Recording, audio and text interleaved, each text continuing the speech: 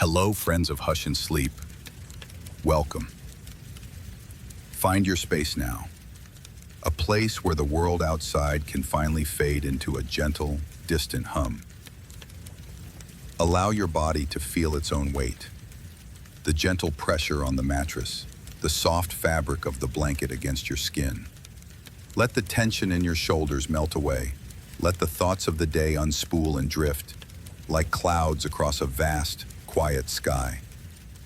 Take a slow, deep breath in, and as you exhale, release it all. Release the deadlines, the worries, the conversations. Let them go. With each breath, you are drawing in the calm of this moment. And with each exhale, you are creating more space for peace within. Your body is heavy, relaxed, and safe. Your mind is quiet, open, and ready to wander. If this space we share brings you comfort, if our stories offer you a sanctuary, a simple, quiet gesture like a like or a subscription helps our whispers reach others who might be searching for this same tranquility. It is a silent kindness, deeply appreciated. And now, let us travel. Not just to another place, but to another time. A time when the world was lit by firelight and fear, when the rustle of leaves in a dark wood could be the footstep of a demon, and a muttered prayer was the strongest shield. We are going to the heart of the 14th century, but we are not going alone. We are bringing a visitor with us, a mind from our own time, a mind forged in logic, evidence, and the cold, hard light of scientific reason. Our story begins where these two worlds collide, in a place called Blackwood Hollow. Blackwood Hollow was not so much a village as it was a collection of scars on the landscape, huddled together against the encroaching gloom of the forest that gave it its name. The houses were crooked things of wattle and daub, their thatched roofs heavy with moss and the persistent damp that seeped from the very soil. Smoke, smelling of peat and wet wood, curled from their chimneys in lazy gray ribbons that seemed to get tangled in the low-hanging mist and never truly escape. The air itself had a texture. You could feel it on your skin, a cool, moist blanket that carried the scent of turned earth, of livestock, and of the deep, unending woods, a smell of decay and new life, all at once. The sounds were muted here, the lowing of a cow, the distant, rhythmic thump of an axe, the squawk of a raven. They were all swallowed by the thick atmosphere, reaching the ear as if from a great distance. This was a world governed by cycles, the rising and setting of the sun, the turning of the seasons, the planting and the harvest, and by fear. Fear of famine, fear of sickness, and fear of the things that walked in the darkness beyond the torchlight. In a cottage set slightly apart from the others, where the forest, her hands, though stained with herbs and dirt, were deft and gentle. Her cottage was a universe of scents. Bunches of yarrow, mugwort, and St. John's wort hung from the low wooden beams, their dry, spicy fragrance mingling with the simmering aroma of something in the small iron pot over the hearth. The light within was dim, a soft, golden glow from the fire that made the shadows dance like living things. To the people of Blackwood Hollow, Elara was a necessity and a source of deep unease. She was the one they sought when a child's fever would not break, when a birthing was difficult, when a poultice was needed for a wound that festered. She knew the secrets of the plants, the language of the moon and the tides. Her remedies, often accompanied by murmured words and quiet chants, usually worked. And that, to many, was the most frightening thing of all. The story, our story, truly begins on a Tuesday. A day like any other, until a cry of alarm split the morning's quiet. It came from John Thatcher's pasture, a man whose wealth could be measured in the 6 stout cows he owned. Now one of them lay on its side in the wet grass. Its legs were stiff, its eyes wide and glassy with a terror that death had not erased. A strange white foam clung to its black lips. By midday, 2 more of Thatcher's cows were dead. Fear, cold and sharp, cut through the village's perpetual mist. It was a tangible thing, passing from person to person in hushed tones and wide, worried eyes. This was not a common sickness. This was unnatural. The word, unspoken at first, began to form on their lips, whispered in the privacy of their homes, in the solemn quiet of the small stone church.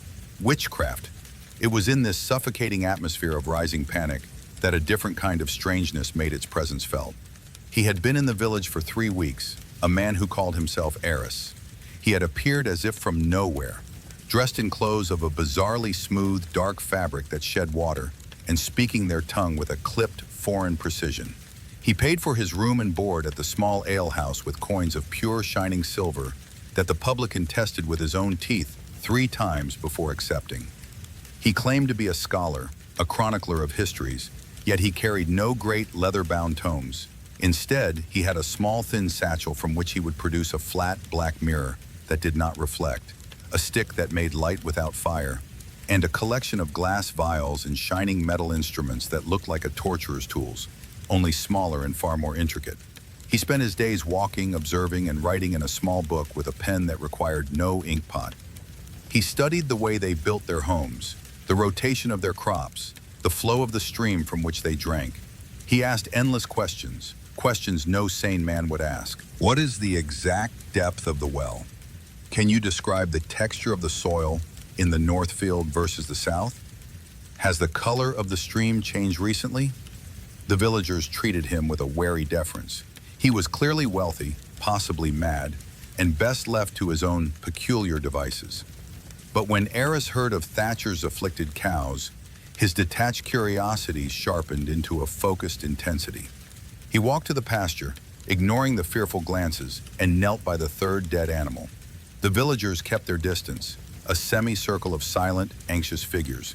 Father Michael, the village priest, stood among them, his hands clutching the wooden cross that hung from his neck.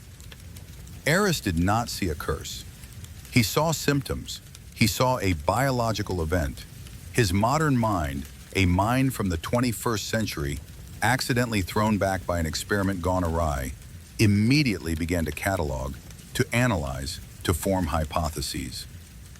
Bloat frothing at the mouth, rapid onset, possible toxin, environmental, infectious. He pulled a pair of thin, translucent gloves from his satchel, a motion that caused a collective gasp from the onlookers. He ignored them. With a small, sharp scalpel, he carefully took a sample of the foam from the cow's mouth, sealing it in a glass vial. He took a scraping of mud from near its hooves.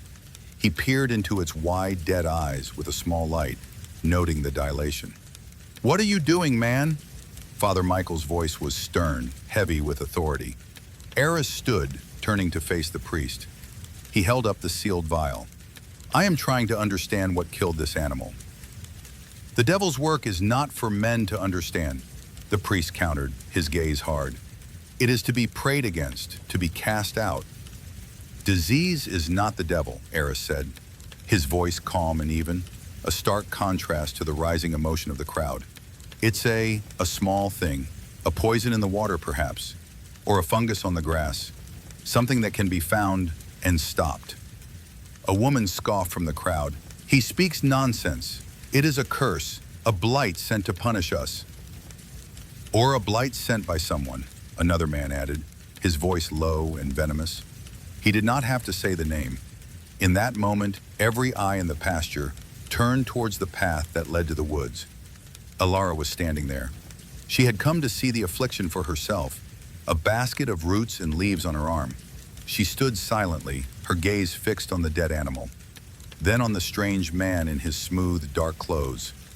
She saw his shining tools, the unnatural gloves he wore. She heard his words: fungus, poison, disease.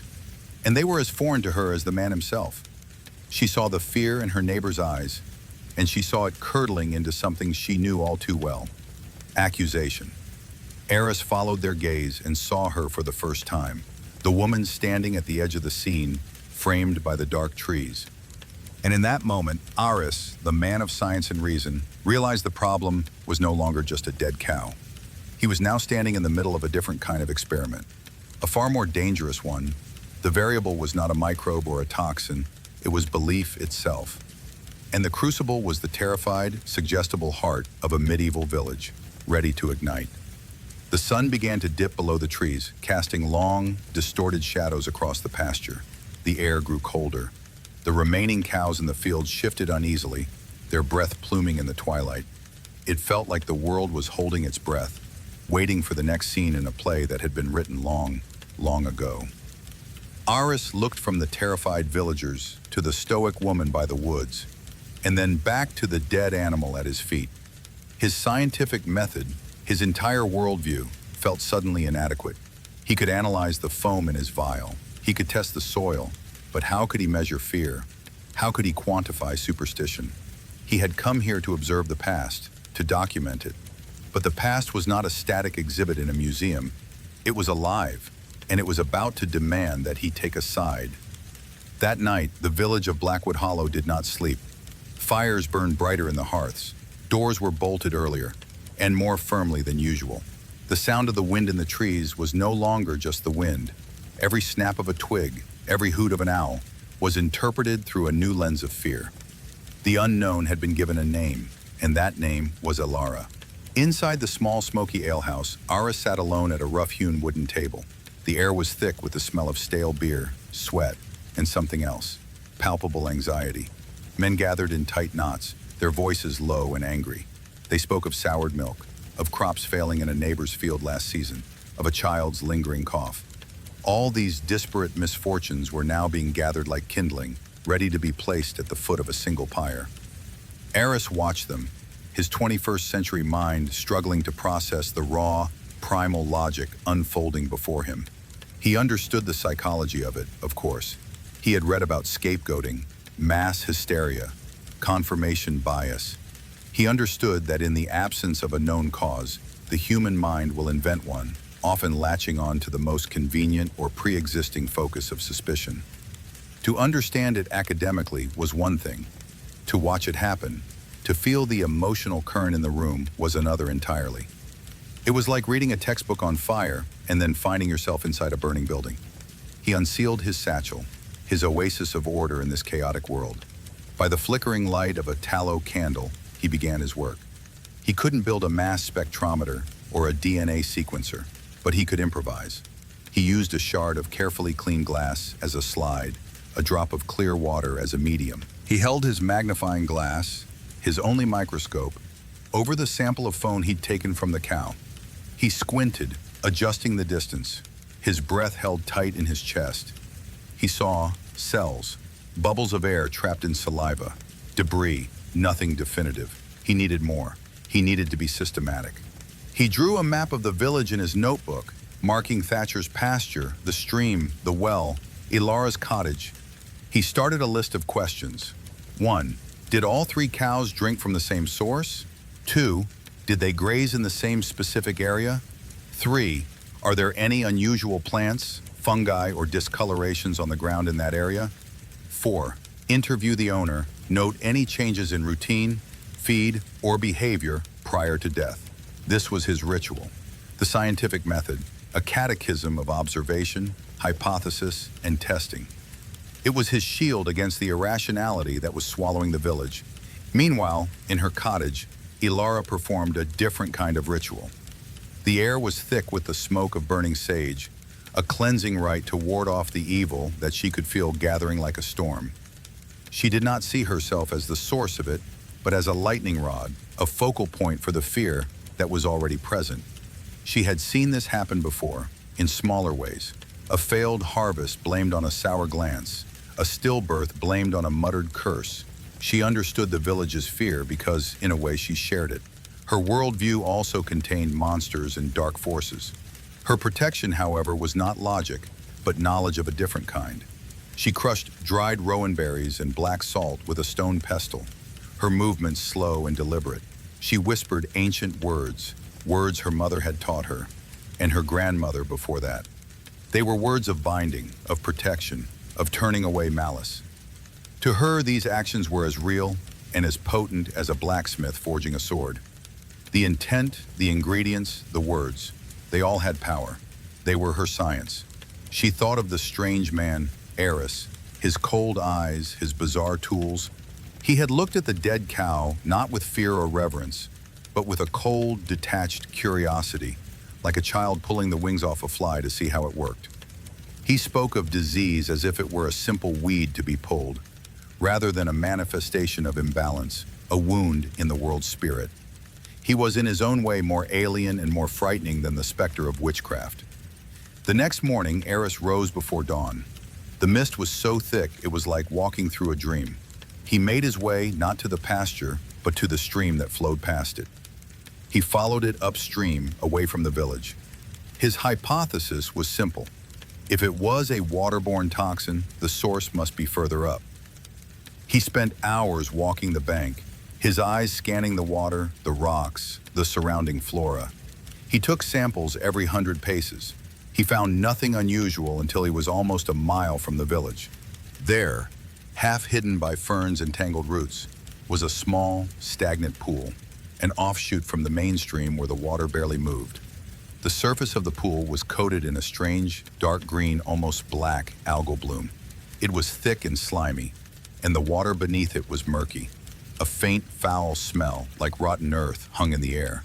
Eris knelt, his heart quickening with the thrill of discovery.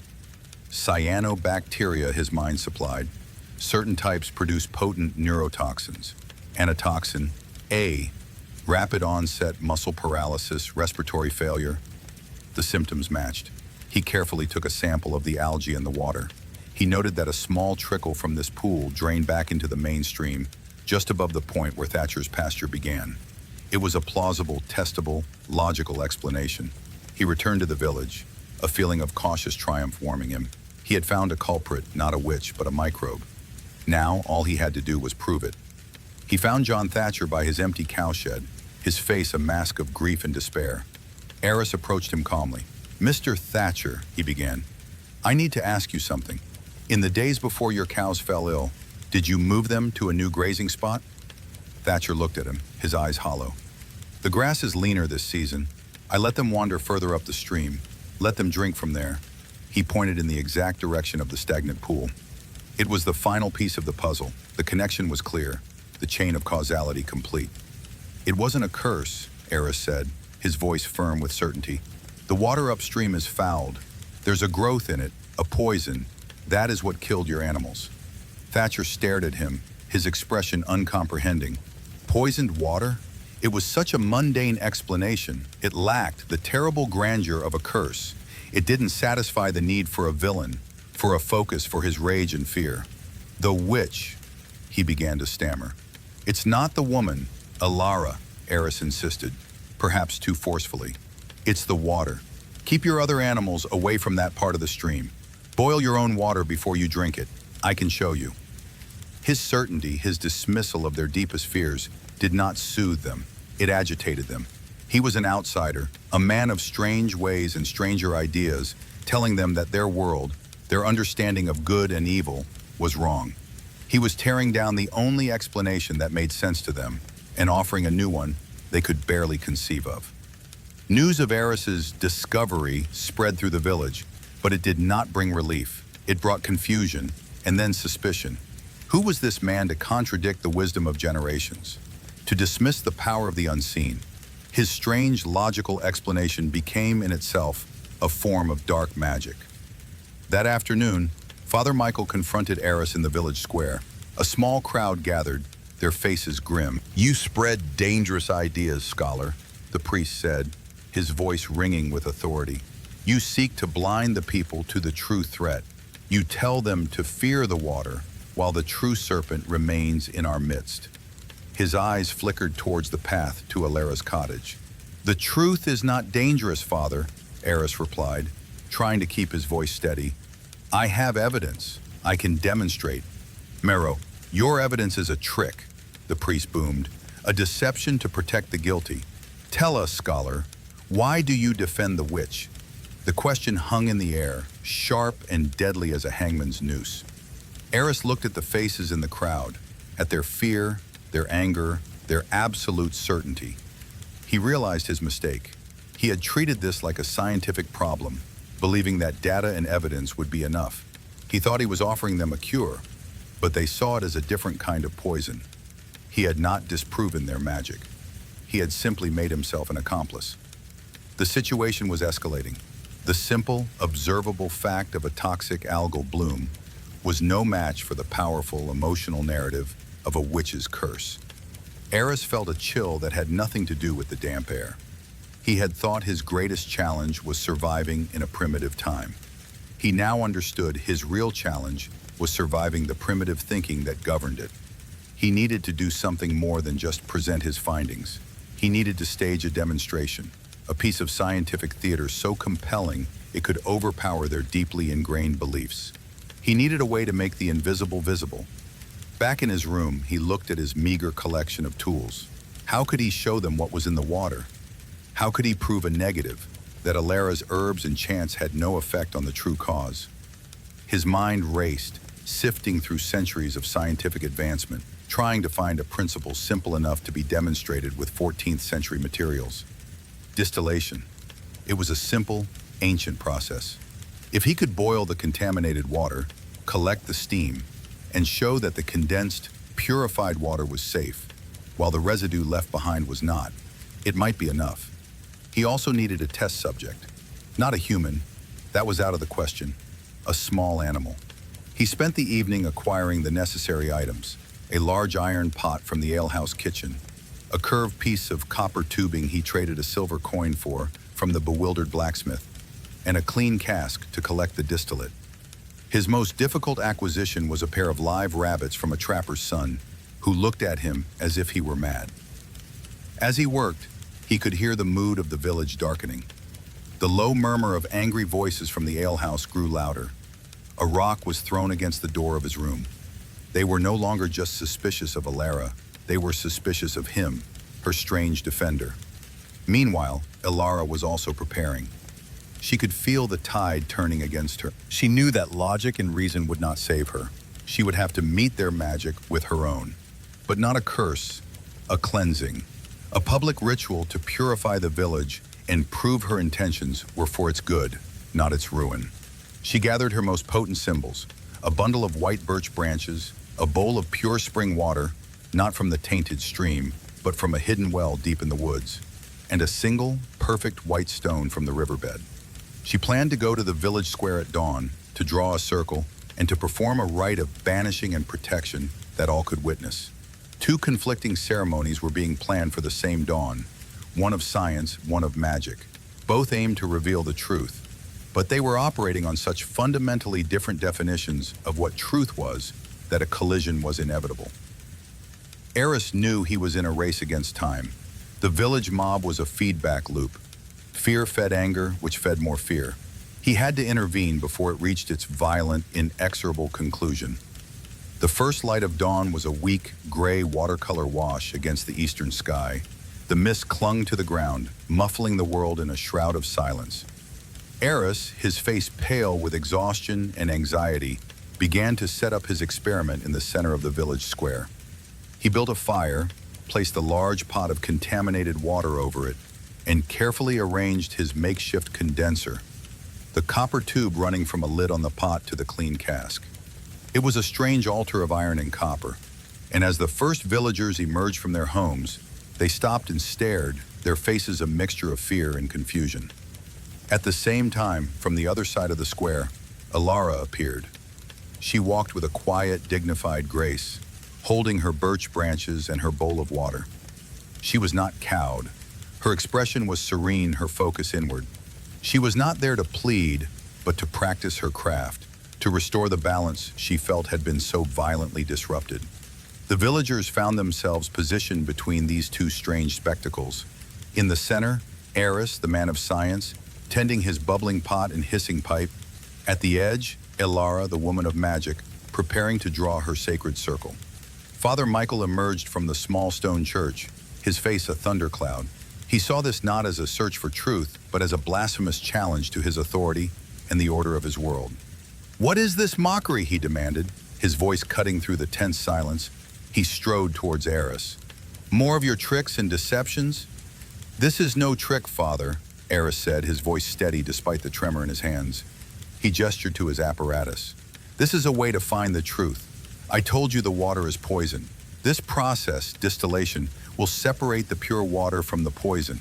He pointed to the two rabbits in a small wooden cage. "This water," he said, pointing to a bucket of the murky green water from the stagnant pool, "will kill one of them. But the water that comes from this pipe," He indicated the clean water slowly dripping into the cask. "We'll be safe. It is proof." A few of the men murmured. The idea was simple enough to grasp, a direct if bizarre test. Before the priest could respond, Elara began her own work.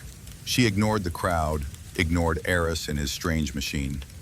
She moved to the center of the square, a few yards from him, and began to pace a circle, her bare feet pressing into the damp earth. With a stick of charcoal, she drew symbols on the ground, ancient signs of protection and warding. She then stood in the center of her circle, raised the bowl of pure spring water to the sky, and began to chant. Her voice was not loud, but it had a strange, resonant quality that seemed to hum in the very air. It was an old language, the words flowing together in a cadence that was hypnotic, calming, and deeply mysterious. She was not performing for the crowd, she was communing with forces they believed in, right before their eyes. The village was caught, mesmerized, between two opposing rituals of purification. Eris's pot bubbled and steamed, a physical, mechanical process of boiling and cooling. The slow, steady drip, drip, drip of clean water into the cask was the sound of his logic, methodical and relentless. Elara's chant rose and fell, a spiritual, ethereal process of words and intent. The mesmerizing, ancient rhythm of her voice was the sound of her faith, deep and unwavering. Some in the crowd were drawn to the fire and the steam, to the promise of a visible, tangible answer. They watched the rabbits, waiting for the demonstration. Others were captivated by Elara. Her calm authority, the familiar power of her ritual, was a comforting anchor in a sea of fear. They saw her not as a devil, but as their protector, fighting the unseen evil with her own unseen weapons. Father Michael saw both as a threat. "Blasphemy!" he roared, pointing a trembling finger at Elara. "She summons spirits in the open. And you," he spun towards Eris, "you are her accomplice, distracting the faithful with your godless alchemy." "This isn't alchemy, it's chemistry," Eris muttered to himself, his frustration mounting. The distinction was meaningless here. He knew he had to proceed with the test.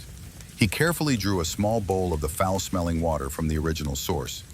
He then drew a bowl of the clean, clear water from his collection cask. He placed both on the ground. "Now," he announced, his voice raising to be heard over Elara's chanting, "we will see." He opened the cage, his movements slow and deliberate. He took out the first rabbit. It was a small, trembling creature. The square was utterly silent, save for the fire, the dripping water, and Elara's voice. Every eye was on him. He held the rabbit gently and brought the bowl of contaminated water to its nose. The rabbit, thirsty, began to drink. He then set it down in a small, temporary pen. He picked up the second rabbit and did the same with the bowl of distilled, clean water. This one also drank. Now, all they could do was wait. The minutes stretched out, feeling like hours. The tension was a physical thing, a tightening in every chest. The first rabbit, the one that had drunk the tainted water, began to shuffle unease. It grew lethargic, its movements becoming jerky and uncoordinated. Within 10 minutes, it shuddered, fell onto its side, and lay still.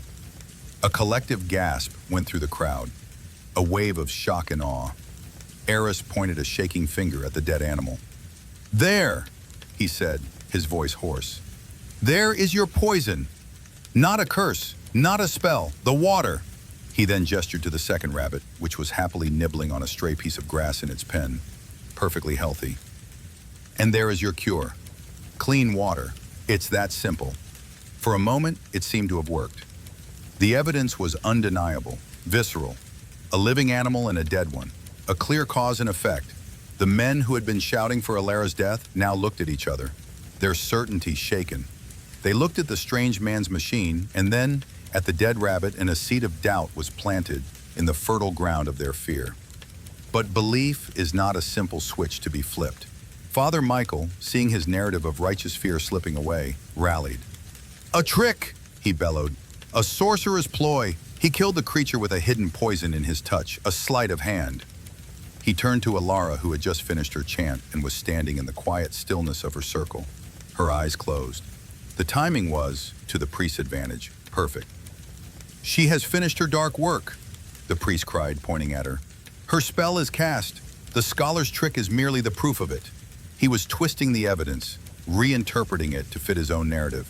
The demonstration had not destroyed their belief, it had simply become another chapter in it.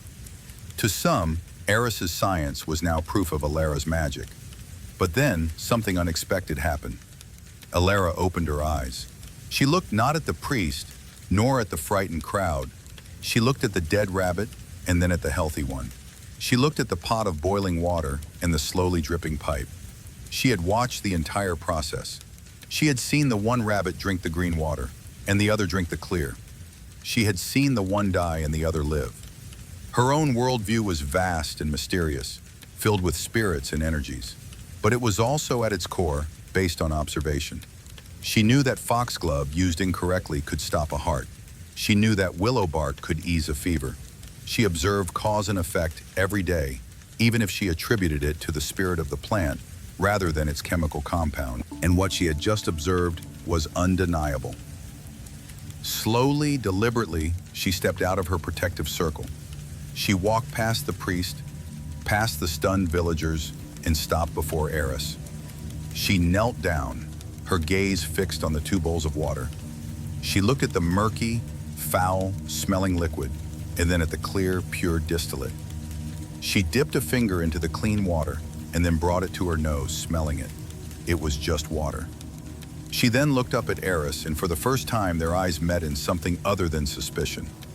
In her gaze, he did not see fear or anger. He saw a flicker of something he did not expect: understanding.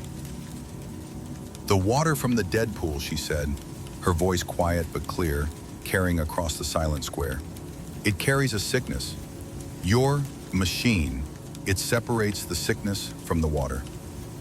It was the simplest, most accurate summary of the process. She had understood. She had not seen it as a trick or as a rival magic. She had seen it for what it was: a process of separation, of purification. It fit within her own understanding of the world, a world where things could be cleansed, where illness could be removed from a body or a spirit from a place. Her validation, her acceptance of his truth, was a more powerful blow to the hysteria than the scientific demonstration itself. If the witch did not believe it was witchcraft, then what was it? The crowd was thrown into utter confusion. The 2 opposing forces in their drama, the witch and the witch defender, were now seemingly in agreement. The narrative they had all understood had just crumbled into dust. Father Michael was aghast. "Woman, what are you saying? He has bewitched you." Alara rose to her feet and faced the priest. Her voice remained calm, but it now carried a new weight, the weight of a dawning revolutionary thought. "No, Father," she said. "I have spent my life learning the secrets of the earth, the power in a root, the poison in a berry. I have seen what this man has shown us. This is not the work of the devil." She looked at Eris. "It is a different kind of knowledge." Eris felt a profound sense of relief wash over him, so potent it almost made him dizzy. He had been trying to fight a belief system head-on, an impossible task. But by simply demonstrating a physical truth, he had given Alara a new piece of information.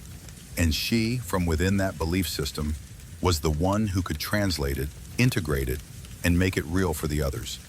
He had not defeated magic with science. Science had simply informed a practitioner of magic, and she was beginning to redefine her craft based on new evidence. The crisis was not over. Fear does not vanish with the morning mist. But its focus was gone. The simple, satisfying story of a witch's curse had been replaced by a complicated, confusing, and ultimately more truthful reality. The villagers looked from the dead rabbit to the priest, from Alara to Eris. They didn't understand the chemistry or the distillation, but they understood Alara's authority on the matters of the unseen, and her authority had just endorsed the stranger's impossible explanation. The mob, without a clear enemy, began to disperse. They drifted away in small, uncertain groups, muttering to themselves. Their righteous anger deflated into a weary confusion. They were left with a dead cow, a dead rabbit, and a profound sense of unease. The world, which had seemed so terribly simple just an hour before, had become complicated again. In the quiet square, only 3 people remained. Aris standing by the cooling embers of his fire, Alara contemplating the 2 bowls of water as if they held the secrets of the universe, and Father Michael, who looked at them both, his face a mask of cold fury. He had not been defeated, he had simply been outmaneuvered, and his god, he was sure, did not approve of such new and dangerous knowledge. The battle for Blackwood Hollow's soul, Aris realized, had only just begun. In the days that followed the demonstration, an uneasy truce settled over Blackwood Hollow. The fear of an immediate supernatural threat had subsided, replaced by a lingering, low-grade confusion. The villagers avoided the upper stream, as Aris had advised. They looked at Alara not with accusation, but with a new, wary respect. And they watched Aris with an unreadable mixture of awe and suspicion. He had become a figure of immense power in their eyes. A man who could kill an animal with one bowl of water and not with another. Whether it was science or sorcery, it was undeniably potent. The true change, however, was happening in the quiet conversations between the two people at the center of the storm. Drawn together by the strange events, Aris and Alara began to talk. Their first real conversation took place in her cottage. Aris came with a question, a peace offering of sorts. He brought a sample of a common leaf the villagers used to make a tea for headaches. He found her grinding herbs, the rhythmic scrape and crunch of the pestle, the only sound in the fragrant dimness. She paused as he entered, her eyes watching him without fear. Alara, he began, holding up the leaf. The people here use this for pain. Why does it work? She looked at the leaf, a hint of a smile on her lips. It has a spirit, she said simply, a spirit that soothes the angry thumping in the head. We ask the spirit for its help when we brew the tea. Aris nodded, not dismissively, but with genuine curiosity. In my world, he said, pulling up a small wooden stool, we would say this leaf contains a substance, salicin. When you consume it, your body changes it into something else, a different substance that blocks the signals of pain from reaching your brain. He expected her to be confused or to reject his explanation. Instead, she tilted her head, her focus intense. So this salicin, she pronounced the word slowly, carefully. Is that the name you give the plant, spirit? Aris was taken aback. He had intended to replace her explanation with his, but she was integrating it. She was creating a bridge between their two worlds. Yes, he said after a moment's thought, you could say that. It is our way of describing the part of the plant that does the work. This became the pattern of their discussions. Aris would describe a biological process, a chemical reaction, a principle of physics.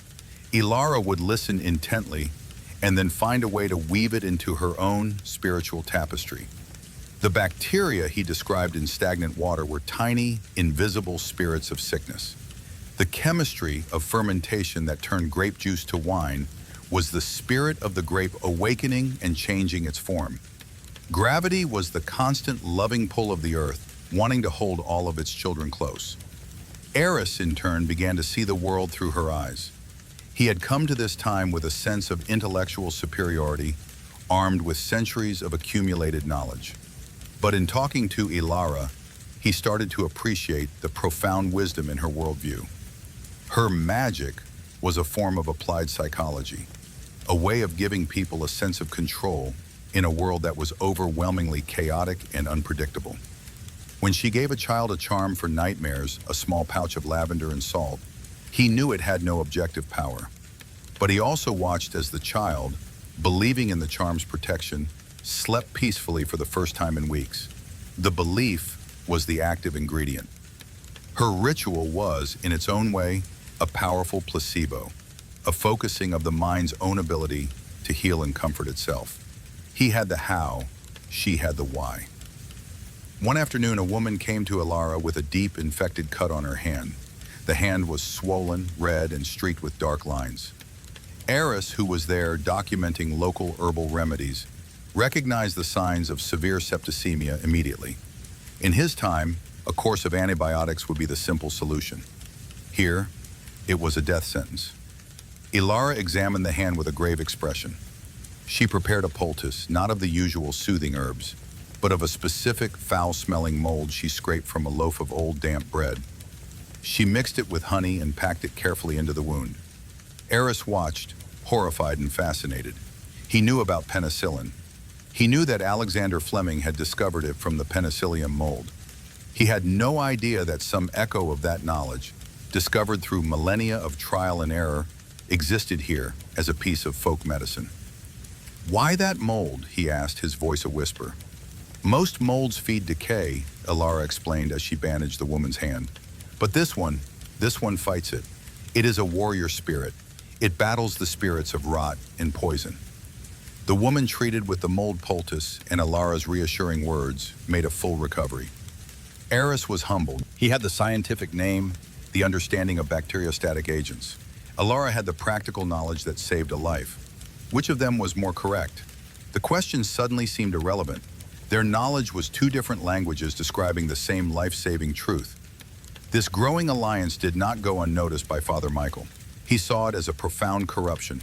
The scholar was not converting the witch to a world of reason. She was converting him to a world of superstition, dressing his science up in the language of paganism.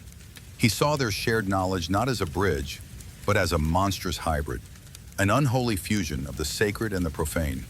His sermons grew more fiery. He spoke of a new, more subtle evil, not the overt witchcraft of curses and blights, but a creeping poison of the mind, an intellectual pride that sought to explain God's mysteries with substances and processes, robbing the world of its enchantment and its terror, and replacing it with a sterile, godless order. Some of the villagers were swayed by him. They were uncomfortable with the new ideas. The old fears were, in a way, more comforting than this new uncertainty. They preferred a world of clear demons and clear saviors. The final confrontation came not with a mob, but with a sick child. It was the blacksmith's son, a boy of 7. He was struck with a fever so high it sent him into convulsions. His breathing was shallow, his body rigid. The blacksmith, a practical man named Thomas, first went to Alara. She came to the boy's bedside, her face etched with concern. She felt his forehead, listened to his breathing, and recognized the severity of the illness. She began to prepare a tea of willow bark to fight the fever. But as she worked, Father Michael arrived, unbidden. He stood in the doorway, his shadow falling across the sickbed. "Thomas," the priest said, his voice heavy with grim authority, "you would trust your son's immortal soul to her remedies? This sickness is a test from God. It requires prayer, not potions." Thomas, torn between his faith in the priest and his trust in Alara, was paralyzed with indecision. Just then, Eris arrived. He had heard the news and had come running, his satchel in hand. He took one look at the boy, the high fever, the rigidity, the labored breathing, and his internal diagnostic computer screamed a single terrifying word: tetanus. The blacksmith's forge, with its dirt and metal and animal manure, was a perfect breeding ground for Clostridium tetani. "The tea won't be enough," Eris said to Alara, his voice low and urgent. "The fever is a symptom. The real problem is a poison that is locking his muscles. We have to help him breathe." "It is a seizure of the spirit," Alara countered, her own belief unshaken. "The tea will calm the spirit." "No!" the priest thundered. "It is God's will. Penance must be done. The boy must be prayed over, not tampered with." 3 worldviews had converged in one tiny dark room over the body of a dying child: magic, science, and dogma. Eris knew there was no cure for advanced tetanus here, no antitoxin, no ventilator. But he couldn't do nothing. He had to treat the symptoms. "We need to cool him down," he said, turning to the blacksmith's wife. "Bring cold water, cloths. We need to get the fever down now. And we need to keep him quiet. No bright lights, no loud noises. Anything can trigger another seizure." This was practical, understandable advice. The blacksmith's wife, grateful for a concrete task, rushed to obey. Alara watched Eris, her own instincts warring with his. A cooling poultice was part of her own craft, but his urgency, his focus on the poison in the muscles, was different from her focus on the boy's spirit. "His jaw will tighten," Eris continued, thinking aloud, his mind racing. "He won't be able to swallow. The tea won't get into him." He was right. As they watched, the boy's jaw clenched shut. Lockjaw, the classic symptom. Alara's eyes widened. She had seen this before, this terrible, inexorable rigidity. She had always considered it the final victory of the fever spirit. But Eris's description of a poison that locks the muscles provided a new, terrifyingly physical explanation. "What do we do?" she asked Eris, her voice stripped of its usual calm certainty. For the first time, she was asking him for guidance, not collaboration. "We can only support him," Eris said grimly. Keep him cool, keep him quiet. Try to get drops of water into his mouth when the muscles relax. And hope. Hope his own body is strong enough to fight off the toxin. Father Michael watched their collaboration with mounting horror. You are interfering with God's judgment, he cried. He knelt by the bed and began to pray loudly, his voice filling the small room, demanding that God either save the child or take him. His loud praying, however, had the opposite effect. The boy's small body arched in a violent spasm, his back bending at an impossible angle. Stop, Eris yelled at the priest. You're making it worse. He needs quiet. The blacksmith Thomas, a man of simple action, had seen enough. He saw his son's agony. He saw the priest's loud prayers that seemed to cause it, and he saw the frantic, logical actions of Eris and Alara. He made his choice. He walked over to Father Michael, took him by the arm and said, Father, leave us. The words were quiet, but they held the unyielding strength of forged iron. The priest was speechless. He was cast out. He stumbled out of the cottage into the night, leaving the field to the unlikely alliance of the scientist and the witch. For 3 days and 3 nights, they kept their vigil. Eris directed the physical care with the detached efficiency. Alara provided a different kind of care. She sat by the boy's side, humming her low, ancient chants, not to cure him, but to soothe him. She held his hand, spoke to him in a low, gentle voice, and filled the room with a calming sense of lavender and chamomile. She was not trying to banish a spirit anymore. She was, as she explained to Eris in a quiet moment, easing the boy's path. She was tending to his spirit while Eris tended to his body. Their methods had merged. Science was the what, magic had become the how. It was the bedside manner, the psychological comfort, the holistic care that Eris's sterile, 21st century medicine often forgot. On the 4th morning, the fever broke. The terrible rigidity began to subside from the boy's limbs. His breathing eased. He was weak, exhausted, but he was alive. He had survived. Word of the blacksmith's son spread through Blackwood Hollow like wildfire. It was a story more powerful than the dead cows, more potent than the demonstration in the square. It was a story of a life saved, and it was a story in which Eris and Alara were not adversaries, but partners. They had not set out to change a world. They had only sought to understand it, each in their own way. But in saving one child, they had irrevocably altered the intellectual and spiritual landscape of the small village. They had shown that science need not be soulless, and that magic need not be baseless. They had found a third way, a new kind of knowledge, born of a collision of worlds, forged in a crisis, and tempered by compassion. The old fears would not die overnight, and the old dogmas would not simply fade away. But something new had been planted in the soil of Blackwood Hollow, a seed of curiosity, a willingness to ask not just who, but how. And in that small, damp medieval village, it was the most revolutionary magic of all. The silence left in the wake of the crisis was different from the silence that had come before. It was no longer the muffled, anxious quiet of a village, holding its breath waiting for the next tragedy. It was a thoughtful silence, a space filled with the low hum of recalibration. The world of Blackwood Hollow had been shaken, its foundations cracked, and now its people were cautiously testing the new ground beneath their feet. Life resumed its familiar rhythms, yet with a subtle, new harmony. A man digging a new well would still tie a sprig of rowan to a shovel for luck, to appease the earth spirits. But he would also seek out Eris to ask about the best place to dig to avoid the sick water. And he would line the well with stones, not as a ritual, but because Eris had explained, with drawings in the dirt, how it prevented the soil from collapsing and fouling the water.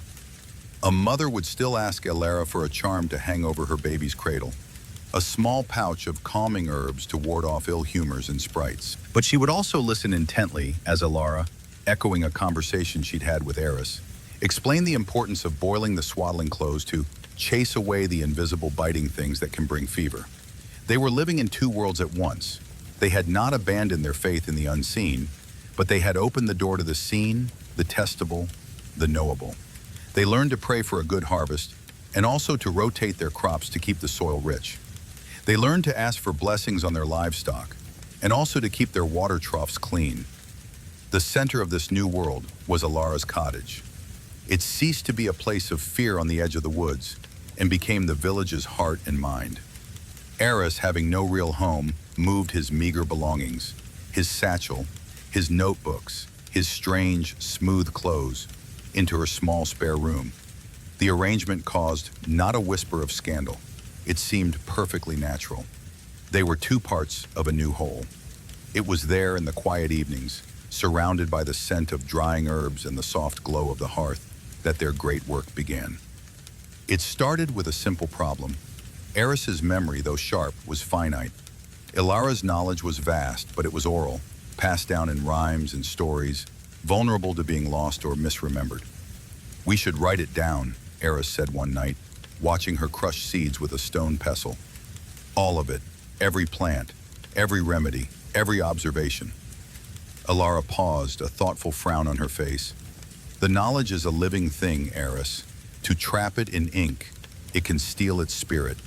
Or," he countered gently, "it can give it a new kind of body, a body that can outlast our own, a way to speak to those who are not yet born." The idea appealed to her sense of legacy, of a continuous line of knowledge stretching from the ancestors into the future. And so, they began. Eris traded his last silver coins for a precious stack of clean parchment, a pot of fine oak gall ink, and a sharpened quill. He would create a codex, a systematic record of their fused understanding. The process was a ritual in itself, a slow and meditative collaboration. Each day, Ilara would bring in a plant. She would hold it, smell it, and describe it in her own language. "This is sun's tears," she might say, holding up a stalk of St. John's wort. "It blooms when the sun is highest and holds its light in its golden petals. It chases away the shadows in a person's mind, the melancholy that settles like a fog." Eris would listen, his pen still. He would not correct or contradict. Then, he would take the plant and begin his own form of observation. He would draw it with painstaking precision, capturing the exact pattern of its leaves, the arrangement of its petals, the texture of its stem. His drawing was a form of reverence, a scientific meditation on the plant's form. Beneath the drawing, he would begin to write. He started with her name for it, Sun's Tears. Then he would add his own annotations. Observation, used for melancholy and sadness. Hypothesis, contains a substance that may interact with the brain's humors to elevate mood. A spirit chaser, as Ilara calls it.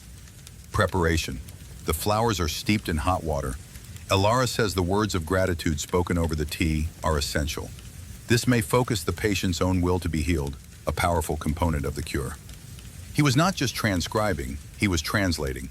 He was building a bridge of language between her world of spirits and his world of chemical compounds. He called her mold poultice, Bellator spiritus, the warrior spirit, and noted beneath it, "This mold actively fights the agents of rot. Its properties are strongest when cultivated on rye bread in a damp, dark place." Ilara would watch him, fascinated by the way he could organize the world into neat lines and categories. She, in turn, enriched his sterile view. When he was documenting the properties of willow bark, she told him the story of the willow tree, how it was the first to wake in the spring and the last to sleep in the winter, and how its flexibility allowed it to bend without breaking, a quality its spirit passed on to those who were stiff with pain. This story, Eris realized, was a mnemonic device, a beautiful and memorable way to encode the plant's primary use. Her magic was also a highly developed system of information storage. Their work was slow, painstaking, and profound. The cottage became a library of living knowledge. Leaves, roots, and flowers lay drying on every surface, each waiting for its turn to be immortalized on parchment. The air was thick with the scent of crushed herbs and fresh ink. In the quiet collaboration, a deep and unspoken affection grew between them. It was the affection of two minds who had found their only true peer in the vastness of time. But the light of their new knowledge cast a long, dark shadow, and in that shadow stood Father Michael. He had been silent for weeks, watching from his stone church as his authority ebbed away. He saw the villagers consulting Eris and Ilara. He saw the growing confidence and curiosity on their faces, and he recognized it as the greatest threat he had ever faced. He could not fight their results. The cows were no longer dying. The blacksmith's son was alive and well. So he changed his attack. He would not fight their facts, he would fight their philosophy. His next sermon was not about demons or curses, it was about pride. He stood at the pulpit, his face grim, his voice low and sorrowful. "My children," he began, "there is a new serpent in our garden, a serpent of knowledge. It does not offer a simple apple. It offers the world itself, laid bare for you to see." He looked out at their faces. "It is a tempting offer, to know why the rain falls, why the seasons turn, why a plant can heal. It makes a man feel powerful. It makes a man feel like God." His voice began to rise. "But I ask you, is it for us to know God's secrets? Is it for us to draw his creations in a book and label them with our own proud names? To say this substance or that process is the reason, and in so doing to leave no room for the miracle? To leave no room for faith?" He was not attacking Ilara as a witch. He was attacking the very idea of scientific inquiry as a form of blasphemy. "They offer you answers," he thundered, his voice echoing in the stone church. "But in answering everything, they take away the mystery. They take away the divine. They seek to understand the engine of God's creation. And a machine once understood is no longer divine. It is just a machine. They are stealing your faith, not with spells, but with explanations." The word struck a deep chord of fear in the villagers. They were simple, pious people. The idea that their newfound curiosity could be a sin, that their desire for understanding could endanger their immortal souls, was terrifying. After the sermon, the mood in the village shifted again. The open collaboration of the weeks prior was replaced by a quiet anxiety. People still came to the cottage for remedies, but they came furtively, looking over their shoulders.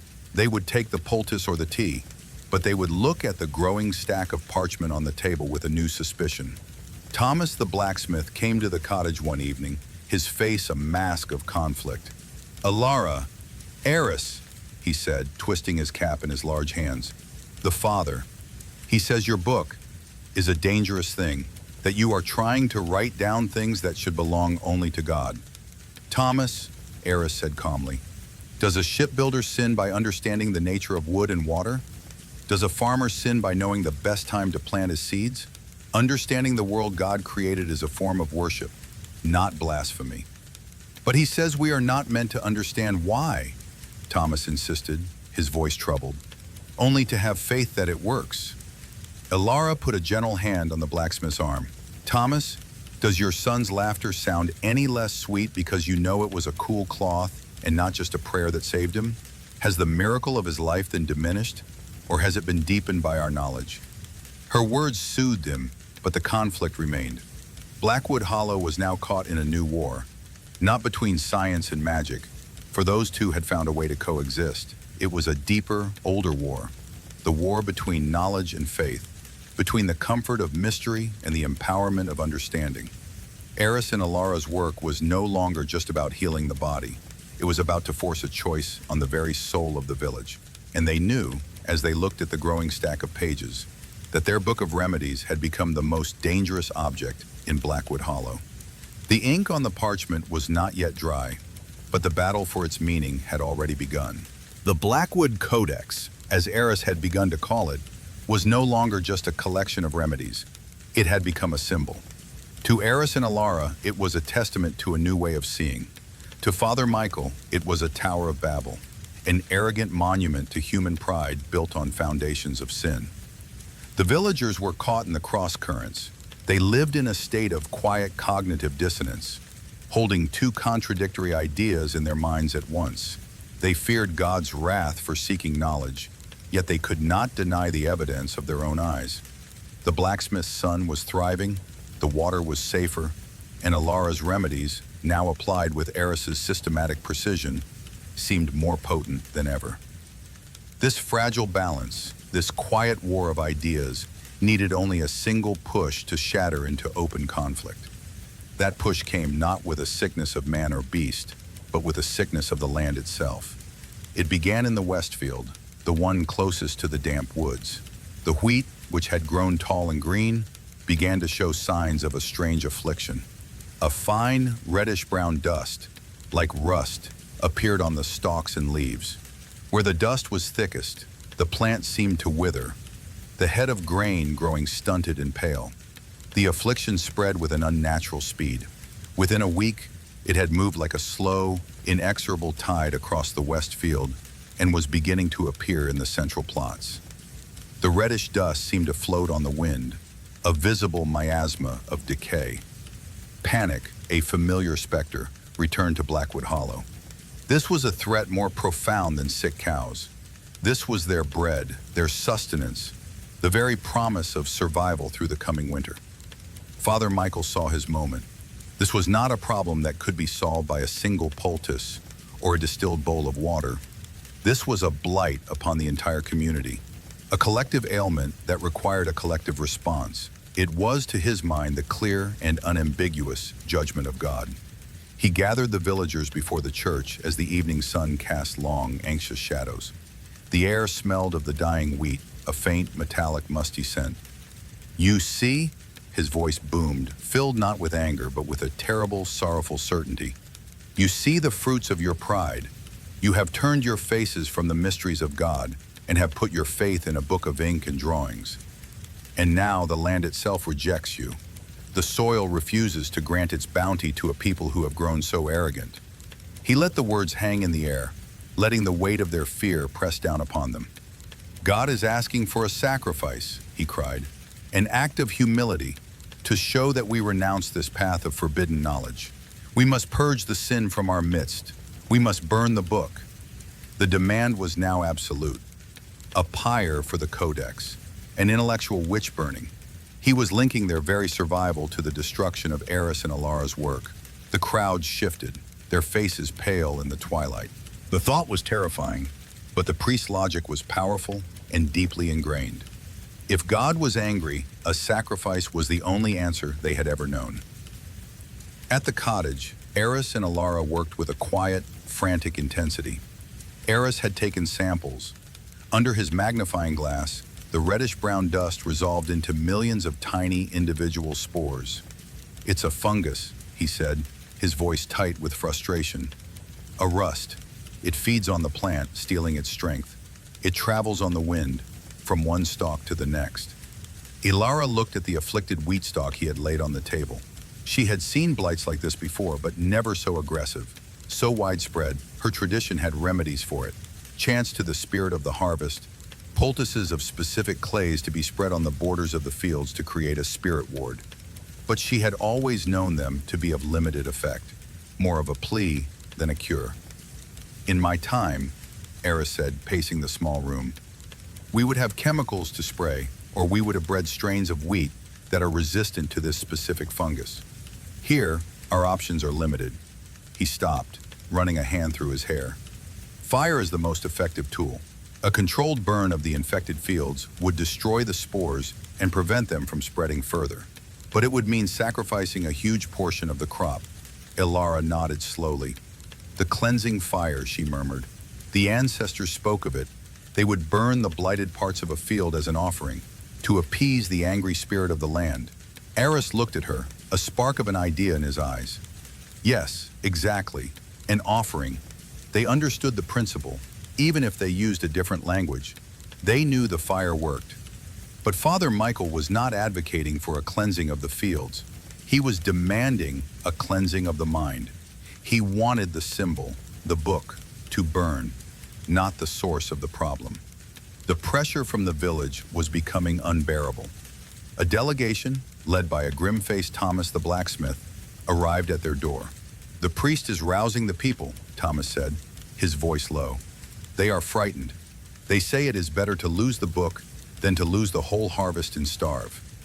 "But burning the book won't save the wheat, Thomas," Eris argued, his voice pleading. "The fungus will still be there. It's a false choice." "It is the choice he has given us," Thomas replied, his eyes filled with despair.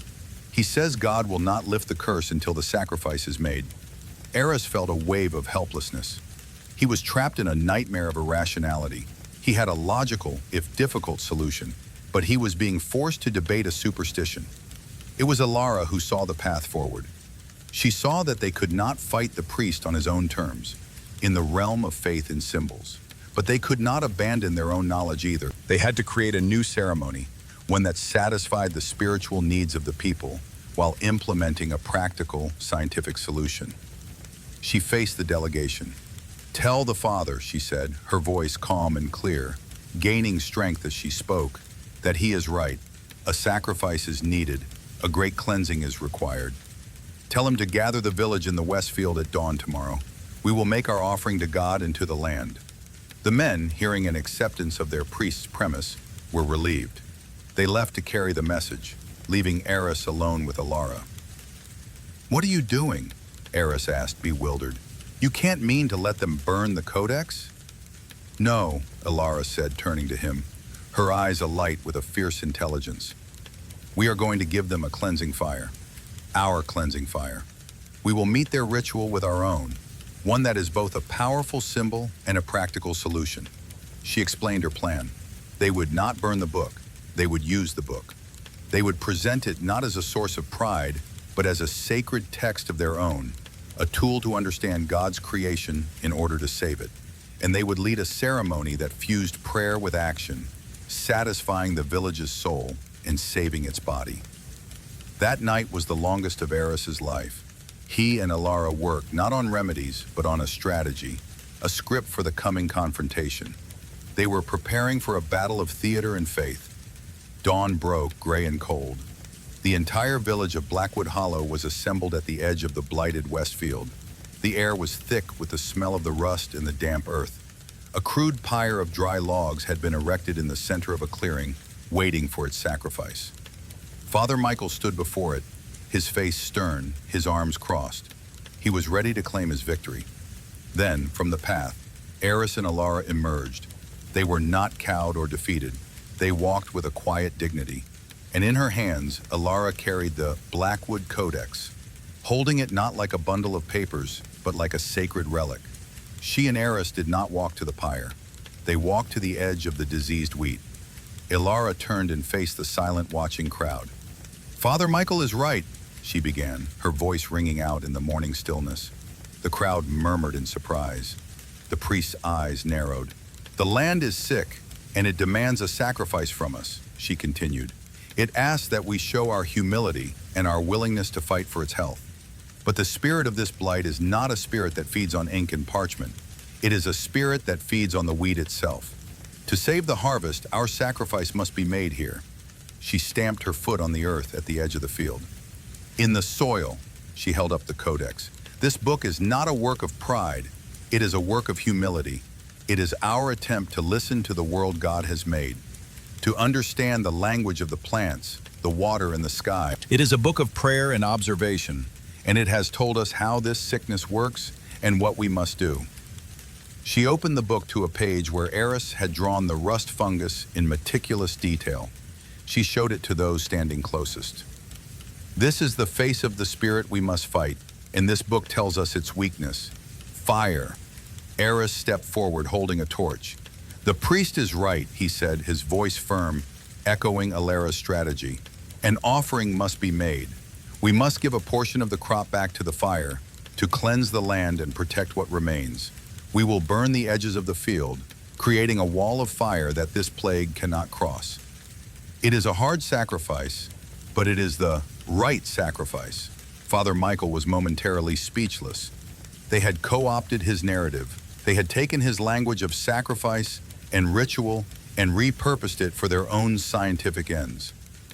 "This is trickery," he finally managed to roar. "A deception. God demands the symbol of your sin, not a farmer's chore." But the choice was no longer between a book and starvation. It was between two different kinds of action, two different sacrifices. The priests felt abstract, symbolic. Eris and Alara's felt tangible, direct, and strangely aligned with the ancient traditions of the cleansing fire. Alara looked at Thomas, the blacksmith. "We need your help," she said. "We need all of you. To dig a fire break, to control the burn. This is a task for the whole village, a prayer made with our own hands." It was a masterstroke. She had turned it into a communal act of faith and work. Thomas looked from the priest's pyre, which stood cold and waiting, to the living fields that held his family's future. He looked at the determined faces of Eris and Alara. He made his choice. He strode to his cart and pulled out a shovel, plunging it into the earth. "Let's dig," he said. That was the signal. One by one, then in a flood, the other men went to their carts, grabbing shovels, hoes, and axes. They began to work, carving a deep trench in the soil around the infected area. The women organized, readying buckets of water. They were no longer a frightened mob, but a disciplined team with a shared purpose. Eris and Alara directed the work, using pages from their notebook to show where the firebreak would be most effective. They were not sorcerers or heretics. They were commanders in a war against a visible enemy. Father Michael stood alone by his useless pyre, a general without an army. He could only watch as the village, following the instructions of the scholar and the witch, performed a new kind of ceremony, a perfect, seamless fusion of pragmatic science and communal ritual. They were saving their own harvest, and they were doing it together. The victory was complete. The fire was a hungry, beautiful, and terrifying thing. It roared to the sky, consuming the blighted wheat in a rush of heat and smoke.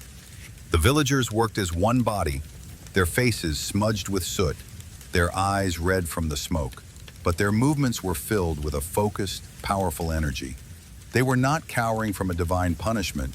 They were actively fighting for their own salvation, armed with shovels, water, and a shared, desperate purpose. Eris and Alara moved along the firebreak, directing the effort. Eris, with his understanding of wind and combustion, showed them where the fire would be hottest, where a stray spark might jump. Alara, with her understanding of the people, offered words of encouragement, her calm presence a balm against the fear that the fire evoked. She spoke of the fire not as a destroyer, but as a purifier, a spirit that consumes the sick to protect the healthy. She gave their hard, physical labor a sacred meaning. When it was over, as the last embers died down into a glowing orange carpet under the noon sun, a strange quiet fell. The villagers stood, exhausted and filthy, and looked at what they had done.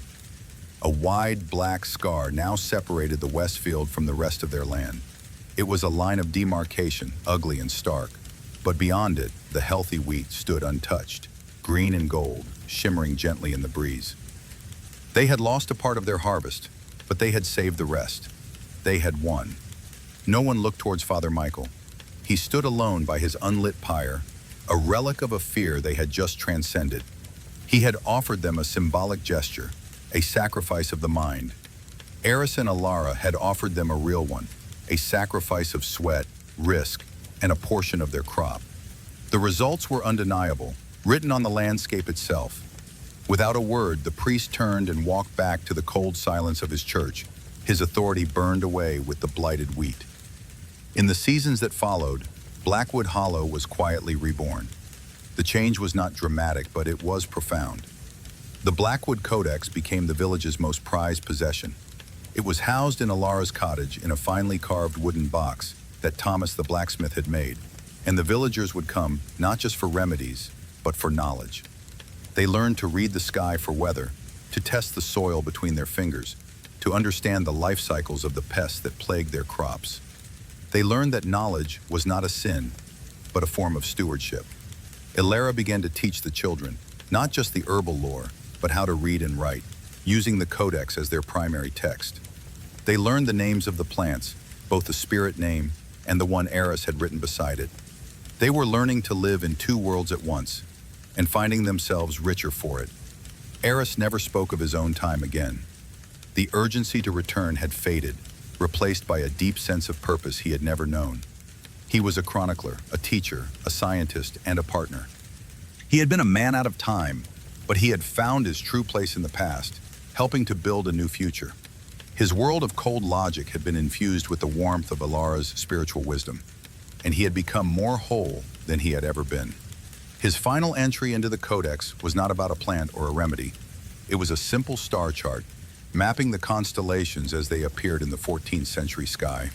Beside it, he wrote a single line: "There are many ways to find your way home."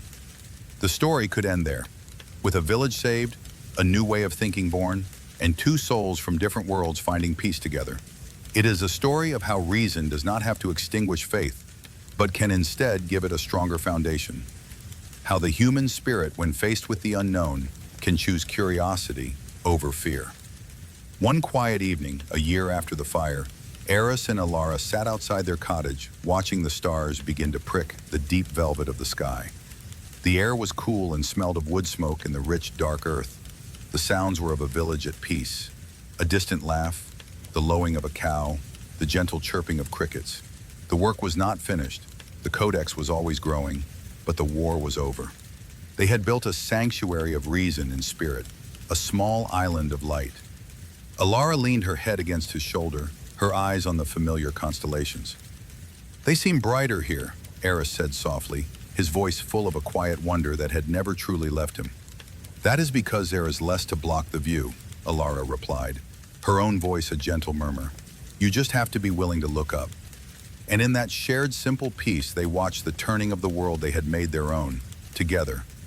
And so, our story for tonight gently comes to a close.